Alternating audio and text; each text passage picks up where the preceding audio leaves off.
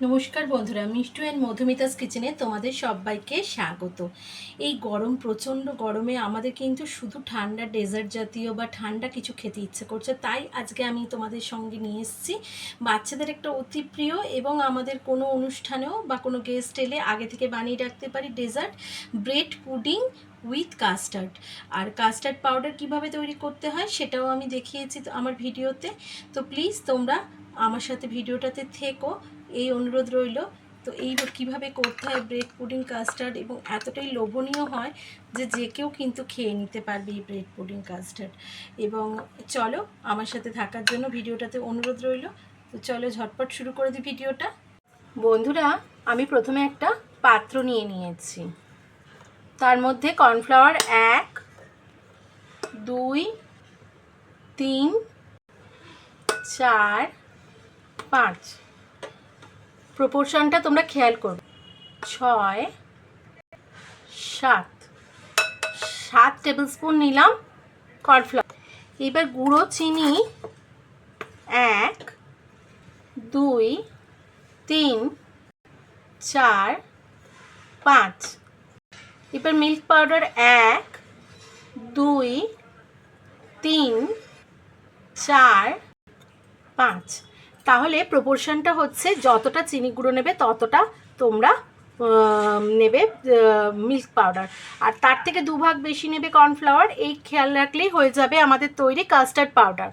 এবার ফ্লেভারটা তোমরা তোমাদের পছন্দের মতো নেবে। আমি নিচ্ছি হাফ স্পুনের মতো এলাইচি পাউডার, আর 4 ড্রপস 5-6 ড্রপস নিলাম ভ্যানিলা এসেন্স। এই যে ভ্যানিলা এসেন্স দিয়ে খুব ভালো করে মিশিয়ে নেব। আমি কিন্তু কোনো কালার কালার যেহেতু স্বাস্থ্যকর নয়, হেলদি নয়, আমি তাই মেশাচ্ছি না। তোমরা পছন্দ হলে ফুড কালার মেশাতে পারো। তো তাহলে আমাদের খুব ভালো করে মিশিয়ে তৈরি হয়ে গেল vanilla custard powder, vanilla essence আর ছোটো এলাচের এসেন্স সমেত। আর এবার আমরা যে কোনো কিছু বানাতে পারবো ওই গরমের দিনে। তো চলো বন্ধুরা, আমি একটা কড়াইতে 500 ml দুধ, ফুল ক্রিম দুধ বসিয়েছি। তো দুধটা যখন হালকা গরম হবে, হালকা গরম যখন আঙুল দিয়ে যাচ্ছে, এই সময় আমি 3 টেবিল স্পুন আমার ঘরের তৈরি কাস্টার্ড পাউডার নিয়েছি। এই কাস্টার্ড পাউডারটা তোমরা জানো আমি ফুড কালার মেশাইনি হেলথের কথা ভেবে, তো ওটাই প্রিজারভেটিভ বা এ থাকে বলে আমি ওই জন্য মেশাইনি। তো এইটাতে আমি অল্প করে করে দুধ মেশাবো। এই হালকা গরম অবস্থায় মেশাতে হবে বা রুম টেম্পারেচারের ফোটানো দুধে, যাতে লাম্পস না পড়ে বা গুটলি না হয়ে যায়।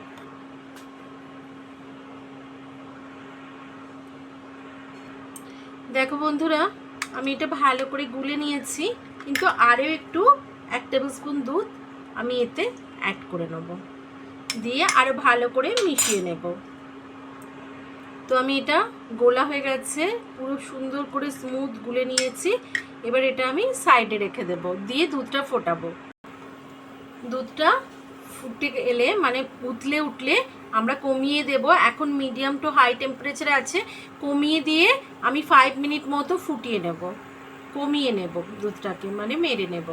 ফিরে এলাম 7-8 মিনিট পর। এই সময় এই দুধটা প্রায় অনেকটাই ঘন হয়ে গেছে, তোমরা দেখতেই পাচ্ছ দুধটা অনেকটা ঘন হয়ে গেছে। ফুটে ওঠার পর করে নিয়েছি 7-8 মিনিট ফুটিয়ে নিয়েছি মিডিয়াম টু লো টেম্পারেচার। এরপর সুন্দর ফ্লেভার মানে সুন্দর গন্ধ আর কালারের জন্য আমি 1 চিমটি এই স্যাফরন আমি দিয়ে দিলাম, দিয়ে ফুটিয়ে নেব। আর এই সময় আমি একটু একটু করে এই যে কাস্টার্ড পাউডারটা গুলে রেখেছি এটাও দিয়ে দেব, কিন্তু অল্প অল্প করে, একবারে সবটা দেব না।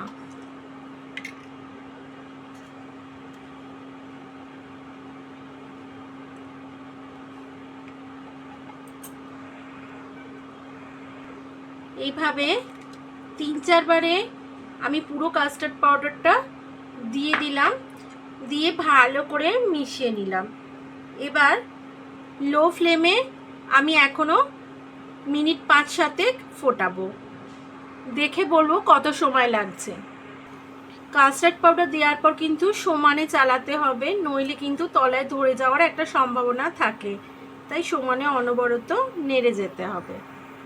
ফিরে এলাম 7 মিনিট পর। 7 মিনিট ধরে আমি এটাকে লো টু মিডিয়াম আছে ফুটিয়ে নিয়েছি। এবার দেখো এটা অনেক গাঢ় হয়ে গেছে, রাবড়ি টাইপের। কি করে বুঝবে আমি বলে দিচ্ছি। এই হাতার সাহায্যে করলে দেখো এই যে এই ধরনের জিনিসটা আসছে, বুঝবে এটা অনেকটাই গাঢ় হয়ে গেছে। এটা জুড়োলে আরও গাঢ় হয়ে যাবে। এই সময় তোমরা তোমাদের টেস্ট অনুযায়ী চিনি দেবে। আমি যেহেতু কাস্টার্ড পাউডার ব্যবহার করেছি, তাতে চিনির পরিমাণ কীরকম দিয়েছি তোমরা কাস্টার্ড পাউডার ব্যবহার করার সময় জানবে, দেখেছো তো। আমি 1 টেবিল স্পুন মতো চিনি গুঁড়ো, যদি গোটা চিনি থাকে তাহলে প্রথম দিকে দিতে হবে, মানে ফুটে ওঠার পরে। আর এখন আমি যেহেতু গুঁড়ো চিনি, তাই আমি এই সময় দিয়ে একদম মিশিয়ে এই মিশ্রণটাকে ঠান্ডা করে নেব। প্যানেতে বেশ খানিকটা বাটার দিয়ে দিয়েছি। বাটারটা স্প্রেড করে নিলাম গলে যাওয়ার পর। এইবার ব্রেডের টুকরোগুলো সাজিয়ে দেব এবং লাল লাল করে ভেজে নেব। এইভাবে সাজিয়ে নিয়েছি। এবার এপিট ওপিট করে লাল করে ভেজে নেব। এরকম লাল লাল করে ভেজে নিলাম। আরও একটা ব্যাচ এই একইভাবে ভেজে নেব। আর একটু রং ধরবে ঠিক এরকম।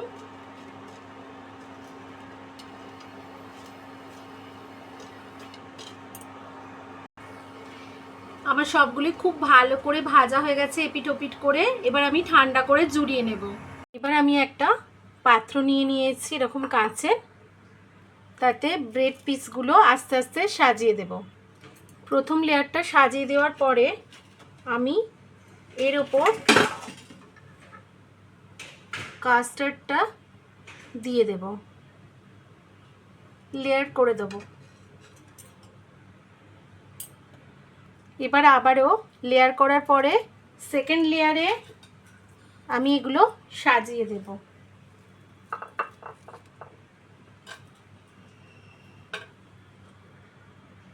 বন্ধুরা আমি দুঃখিত, প্রথম লেয়ারে এইটা দেওয়ার পর আমি ওই জন্য আবার একবার রিপিট দেখাচ্ছি।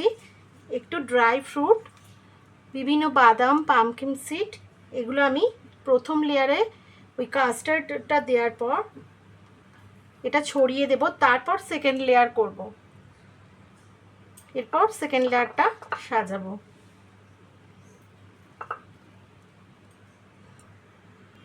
দ্বিতীয় লেয়ার আমার সাজানো হয়ে গেছে। আমি আবারও এর ওপর দিয়ে এই ক্রিমটা ছড়িয়ে দেব, কাস্টার্ডটা।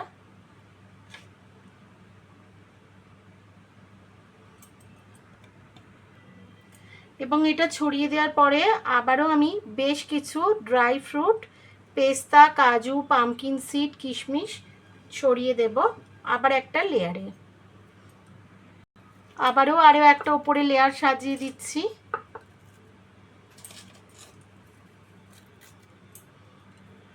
দিয়ে আবারও এর ওপর দিয়ে কাস্টার্ড যে তৈরি করেছি সেই মিল্ক কাস্টার্ডটা লেয়ার দিয়ে দিচ্ছি। এর উপর দিয়ে ফাইনাল আবারও আমি পেস্তা কুচি, কাজু কুচি, পামকিন সিড, কিশমিশ ছড়িয়ে দেব, দিয়ে গার্নিশ করে দেব। দিয়ে এটা 30 মিনিট রেস্ট করব। এটা রেফ্রিজারেট করে নেব। দিয়ে তারপর 30 মিনিট বাদে এটা আমি ঢাকা দিয়ে দিলাম, দিয়ে রেফ্রিজারেট করে দেবো 30 মিনিট। যদি তোমরা ঠান্ডা সার্ভ করতে চাও, আর যদি তোমরা এইরকম টেম্পারেচারে সার্ভ করতে চাও তাহলে 30 মিনিট এমনি রাখবে, রেখে সার্ভ করবে। তো 30 মিনিটের বেশিও রাখা যায়, অ্যাটলিস্ট 30 মিনিট, মানে 30 মিনিট রাখতেই হবে। তো চলো ফিরে আসছি 30 মিনিট পর। ফিরে এলাম আধ ঘন্টা পর। বন্ধুরা আমাদের ব্রেড পুডিং উইথ কাস্টার্ড বা ব্রেড পুডিং কাস্টার্ড একদম রেডি। তো কেমন লাগলো বন্ধুরা? আমি এটাকে সার্ভ করব, তার আগে আমি তোমাদের জিজ্ঞেস করছি রেসিপিটা কেমন লাগলো। ভালো লাগলে লাইক শেয়ার কমেন্ট করো, পাশে থাকা বেল আইকনটাকে ক্লিক করে নিয়ে আমার চ্যানেলটা সাবস্ক্রাইব করে নেওয়ার নতুন বন্ধুদের অনুরোধ রইল। আর এতক্ষণ ভিডিওটা আমার সাথে দেখার জন্য অসংখ্য ধন্যবাদ। আমি এক্ষুনি তোমাদের সার্ভ করে দেখাচ্ছি কেমন লাগছে এই ব্রেড পুডিং কাস্টার্ড। বন্ধুরা, আমি ব্রেড পুডিং কাস্টার্ড দেখো সার্ভ করে দিয়েছি, কতটা সফট হয়েছে। তো বন্ধুরা, কেমন লাগলো এই রেসিপিটা? যদি ভালো লেগে থাকে অতি অবশ্যই লাইক শেয়ার কমেন্ট করো আর আমার সাথে থেকো, এই অনুরোধ রইল। এই গরমে খুব ভালো থেকো, সুস্থ থেকো, নিজেদের নিরাপদে রেখো। টাটা, আবার হাজির হয়ে যাবো নতুন রেসিপি নিয়ে।